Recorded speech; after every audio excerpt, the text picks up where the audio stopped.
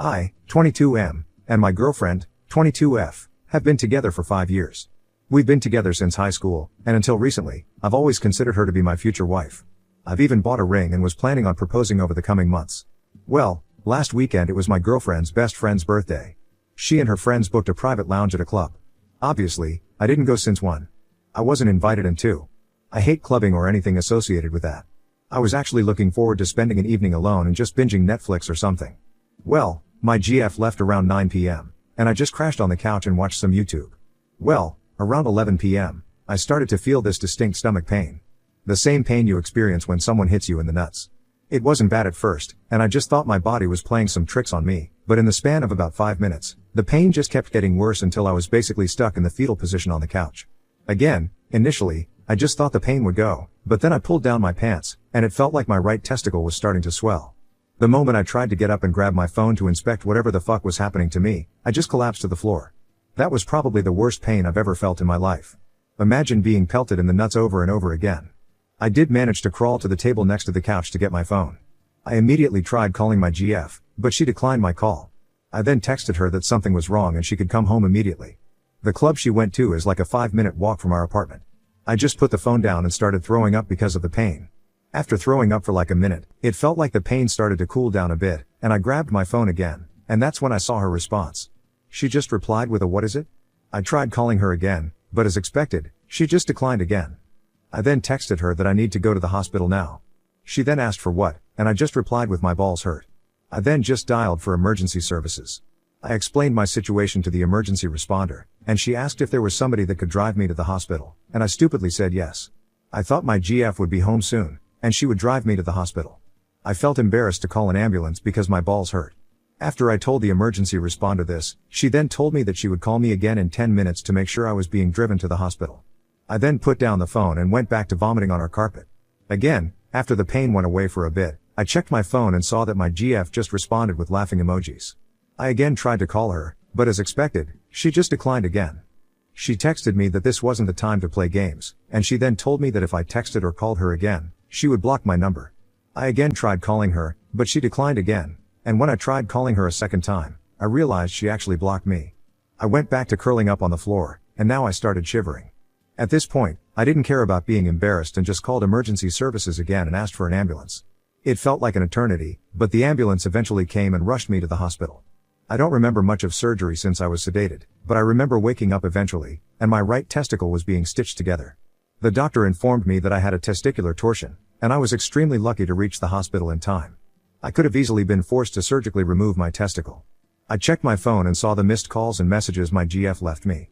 In summary, she came home from clubbing and smelled the vomit in our apartment.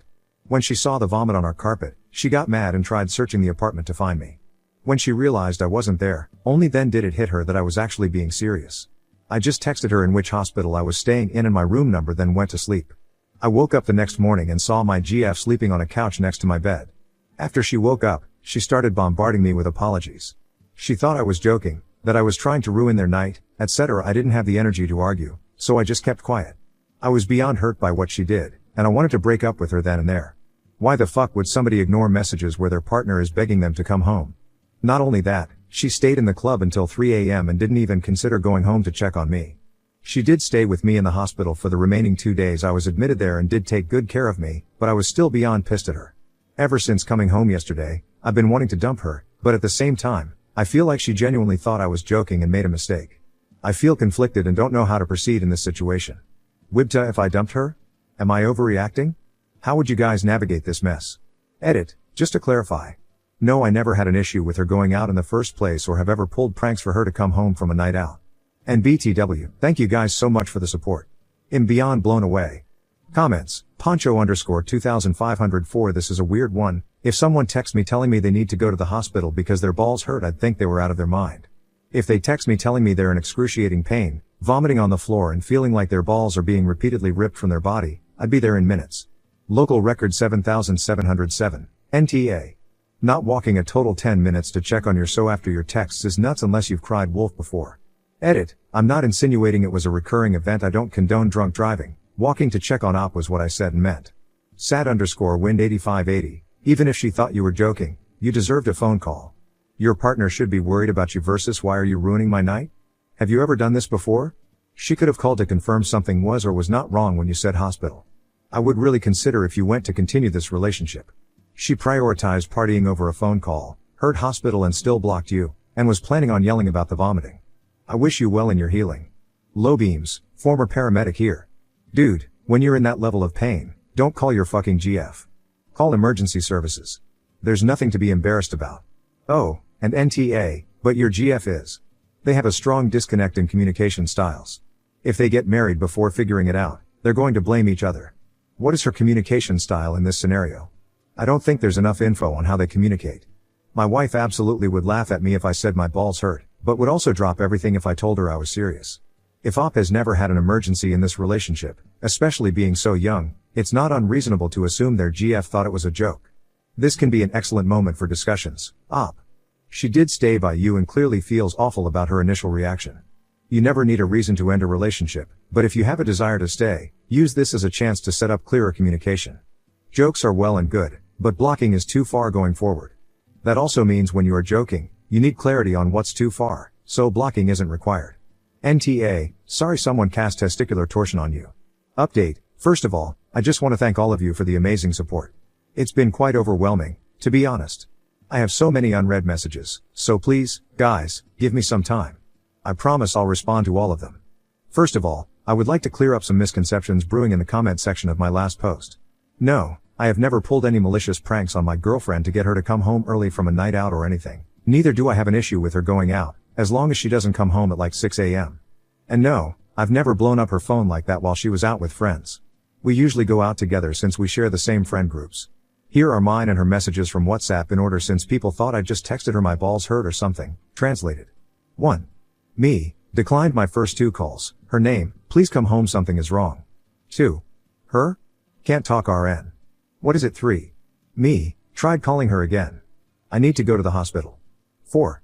Her? What? 5. Me, again tried calling her twice. My balls hurt. Please come now. Something is wrong. 6. Her. 7. Me, tried calling her again twice after calling emergency services. 8. Her, I swear don't bother me again or I'm blocking you. Let me fucking enjoy my night out. 9. Me, tried calling her again twice and got blocked. At this point, the pain was too bad to try anything with her anymore and I just called an ambulance. 10. Her next message after unblocking me at 2 a.m. My name, why the fuck is there vomit in the living room and where the fuck are you? Why is the front door unlocked if you left somewhere? She then went into a full mental breakdown as she realized I was being serious about going to the hospital. Over 70 messages. Yes, it was stupid of me to expect her to drive me to the hospital since she was drinking, but again, in that type of pain, you don't think clearly. I think I needed her more for moral support and I did it out of pure instinct. Not immediately calling an ambulance was also stupid of me. I was in a lot of pain, but stupidly at the time thought that whatever I was going through would eventually calm down and driving to the hospital would be better than calling an ambulance. Also, in hindsight, me being embarrassed about calling an ambulance over my balls was definitely also really stupid. The amount of mental gymnastics some of you did in my comments to paint me as some sort of dweeb or emotionally needy person for bothering my GF was truly mind-blowing to me.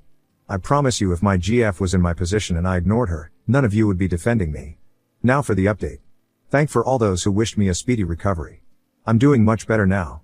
Not being able to go to work for the next 3 weeks is definitely a bummer. I work for my dad's construction company, and my job requires lifting a lot of heavy weights. I'm also prohibited from having any sex for the next 2 to 3 weeks as well. I might have also developed some trauma due to the pain. I randomly get the same sensation again, and it's driving me nuts. See what I did there? As for me and my GF, it's complicated. As so many of you and my mom told me, 5 years is definitely a long time to be just throwing away without having a proper conversation with her. So I did just that. I told her how hurt I felt by everything.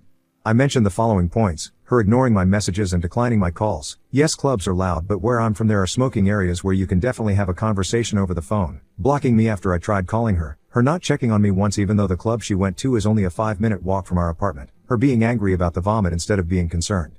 After hearing that, she got defensive and told me that I could have conveyed my situation better and that she genuinely thought I was joking. She was drunk and wasn't thinking clearly. She also told me that it couldn't have been that painful and I was over-exaggerating. I then told her yes, I could have phrased my messages better and I apologized for that, but I then described the pain I was in and told her that I barely had the strength to text her, let alone send her a detailed description of what was happening to me, and definitely couldn't think straight throughout everything. After hearing what I said, she started crying and apologizing for what she did. She told me if she knew how serious it was, we wouldn't have been having this conversation. She then also apologized for her being mad over the vomit. According to her, she was drunk and tired and was just expressing frustration. I then asked her why she thought I was joking and if she was cheating on me, because this was seriously out of character for her, hence why I immediately trusted her with this. She started crying harder and she looked like I just slapped her in the face. She told me that she just thought I was being insecure about her being in the club with a bunch of guys, and no, she wasn't cheating on me and would never do something like that. We then hugged for a solid 10 minutes after that. The next part was really hard for me, but I told her I need some space to gather my thoughts and told her she needs to stay with her parents for the time being. She immediately started having a mental breakdown and asked if I was breaking up with her. I told her I wasn't sure and needed time to see if I still trusted her after all of this, and what she did was beyond disrespectful. How could I trust someone with my life after they pulled something like this?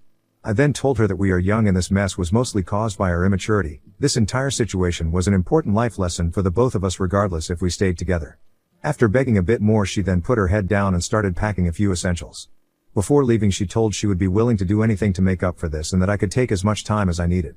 She then gave me a big kiss and left. That was 2 days ago, and this is where we currently stand. I still give her updates on my healing, but besides that, we don't contact each other. I'm really torn right now. I still don't have that trust in her, but her owning up to her mistakes shows that she knows she fucked up and is remorseful. This is definitely something out of the ordinary for her, but there will have to be major boundaries and new rules set. I can think of the following. 1. If she blocks me again for anything equals blocking herself from ever seeing me again. 2. Ignoring my messages will not be tolerated anymore. 3. If she goes out alone again, she has to pick up if I call regardless of the situation. 4. As many of you suggested, having an emergency code like hospital or something would probably have to be implemented. I'm not going to abuse any of these boundaries, but I just want peace of mind knowing that my partner has my best interest at heart even when she is physically not around me. Again, I just want to thank you guys for everything, and this whole experience was definitely an eye-opener for me. Should I get back together with her? If yes, would my demands be reasonable and could I add something more? Wibta if I dumped her over this whole saga? Comments, Gilio_NH, time in doesn't mean you need to stay with someone. That just delays the ending of it if you think you can't get past not trusting her. You would not be an asshole if you chose to end it. You would also not be one if you decided to give it a go. You need to go with your gut. I personally would have a hard time getting past someone blocking me when we are in a relationship. That level of petty would be too much for me. To me, that does not imply a partnership, and I need a partnership with my significant other. This October will be my 30th anniversary of being married. If he blocked me or did not pick up when I made multiple calls, that would be a trust broken, and I'm not sure I would be able to get past that. That being gross, when I woke up my partner in the middle of the night for him. It was 9 a.m. but he got off work at 5 a.m. In pain so bad all I could communicate was something is wrong. He dropped everything to help me. He drove me to the hospital, called my parents for me, explained what had been going on to the doctors, advocated for me to get pain meds, and stayed with me the entire time. That's what a caring partner should do. If a partner doesn't help, okay, maybe they can't. If my partner even called me twice in a row, I'd drop everything to answer or call back. If for some reason I can't, I'll text him. Your partner is a million red flags disguised as human, I think. Wide_comment 3081. But also, I would never be able to recover from this if this happened to me. You were having a medical emergency and she's still trying to blame you for not communicating clearly. Now on to the next story. Story 2. Discovered that my long-distance girlfriend of a year was married the whole time. So, I met with her husband, exposed the affair, and got revenge. About a year ago, I, 29 male, met a woman, 31 female, at a conference in Baltimore. I was only there for work and I wasn't expecting our night together to evolve into anything else. But we hit it off, and after hooking up for the first time during the conference, we exchanged numbers and we kept in touch. We lived about an hour away from each other, so it wasn't far enough to completely rule out a long-distance relationship. We didn't get to see each other often, but we would text and chat when we were both available. About once or twice a month she would visit me in the city and we would go out together. I loved seeing her. We had a wonderful connection and I really felt like our relationship could go somewhere. However, in hindsight, I realized that I was putting more into the relationship than she was. I didn't think anything about our relationship until I was talking to a friend about us. I explained to her how my girlfriend would visit me, but I almost never visited her. Just to clarify, it wasn't for lack of trying. I had been vocal about wanting to travel to her apartment and meet her friends. My friend was a little weirded out by that. She said that it was odd that my girlfriend didn't want me to visit her. But at the same time, my friend is the type of person who listens to a lot of true crime and watches too much TV. We both kind of laughed it off like she was assuming there was something more going on. But our conversation did get me thinking. I thought I knew my girlfriend from the conversations we had, but it was all surface level. I knew what TV shows and books she liked, but I didn't know anything about her family. The next time I talked to her on the phone, I asked her more about herself. I wasn't asking in a way to accuse her of anything, But I genuinely wanted to learn more about her because I saw a future with her. She just told me that there wasn't much to talk about. She gave me a short story about being an only child and her parents having passed away. It made sense that if she didn't have any family around she wouldn't bring it up. So, I moved on. Months passed in our relationship and she still didn't want me to come visit her. It was difficult for me because I really wanted to meet her friends. By that point, she had met a few of mine and they really liked her. I wanted to see the city she lived in because I was considering suggesting that we move in together. No matter how many times I asked, she always shut down the idea of me visiting. I didn't think much about it at the time, but all of our conversations were very sexual. Whenever we would be together, we would go to dinner or bar, then we would go right back to my apartment and sleep together. I kind of just thought that it was because we were apart for so long, but after a while, the lack of depth with our conversations was getting to me. I was talking to another friend about her, just venting some of my frustrations, and he mentioned that I might be a side piece. I was very shocked to hear that and honestly kind of hurt. At the time I felt like I had something special with her, and hearing that it might have been less than I thought was awful. He pointed out all of the facts and told me that if she's being very secretive about her life, it probably means that there's something she doesn't want me to know. That thing might have been that she had a partner, possibly family. I couldn't believe that. There was no chance in hell that was the case. I actually got kind of mad at my friend for even suggesting that, so I went home and I stewed on it for a while. When my anger subsided, I started to see some merit to the point he was making. I went online to read other stories about people who were unknowingly sleeping with committed people, and a lot of my circumstances aligned. I had asked my girlfriend early on in the relationship for her social media so we could add each other, but she just told me she didn't have any. She then proceeded to tell me all about how vile she thought it was, so I believed her. However, after looking online for her, I found her profiles. She had lied about having social media so she wouldn't have to add me to them. When I clicked on the Facebook link from Google, I realized that I was blocked. She was definitely trying to hide something from me. I made a fake account and I searched for her again just so I could see for myself what she was hiding. Just from the public view of her profile, I could see that she was married and seemed to be happy from the looks of it. There was a young child in a few of the photos. I didn't know if it was hers or what. I found her husband's name through her profile and I started looking at his. From what I could gather, they have been together since high school. I had my suspicions something was going on and I finally had an answer. Honestly, I kind of regretted looking into it. Before that, I had a great relationship with someone that I didn't feel guilty about. After looking at it, I couldn't help but feel like I was a bad person. I knew that I didn't know about her family, but I was still sleeping with her. Right away I knew that I was going to end everything with her. But it didn't feel right to let her get away with cheating. I needed to think of some way to tell her husband and also teach her a lesson about what she did. Through looking at his social media, I could tell that he was a realtor. I reached out to him and I set up a meeting to have a conversation with him. I said I was interested in buying a house, but of course, that was a lie. I made sure our meeting was going to be during a time when my girlfriend wasn't in the house because I didn't want her to find out about it. When the time for the meeting came, we spent a few minutes chatting with each other while I tried to decide if I actually had the nerve to tell him everything. I didn't know if that would be the end for them. I hoped that it would be because she had betrayed their marriage by being with me. After a few minutes, I confessed that I wasn't there to buy a house. I told him about how I met his wife and about the affair that ensued after, making sure he knew that I knew nothing about him and his family. He was as shocked as I was about the news. He told me something else that shocked me too. Apparently, she had been working weekends every week. She told him that it was only temporary while she was onboarding and training some new managers for work. After I told him about our relationship, he insinuated she was visiting me every weekend. But that wasn't the case. I honestly had to wonder if there was another person she was having an affair with. I only saw her once or twice a month. I sent him a bunch of screenshots and videos from our chats. I felt horrible when he was reading them in front of me. He told me that he was going to figure out what to do with them and he thanked me for being honest with him. I spent the rest of the day feeling sick to my stomach after the conversation. I genuinely believed that she had another person that she was sleeping with. 2 days later, she called me and was immediately irate. Apparently, I had no business digging around in her life after she had made it clear she didn't want me to. I ruined her marriage and I was the worst thing that ever happened to her. I was shocked that she was blaming me for what happened. It was her choice to lie to her husband and have an affair. If I would have known that she was married, I would have never pursued her. Honestly, the fact that she wasn't even wearing her ring during the conference said enough. After I got off the phone with her, I haven't heard from her since. Her husband, on the other hand, did end up divorcing her and he told me that she's living with her mom until she finds a new place. I couldn't help but laugh hearing that because it made me think about how she told me her parents were dead. I'm honestly just really glad I'm past this part of my life. I'm hoping I can meet someone who is truly single and be happy.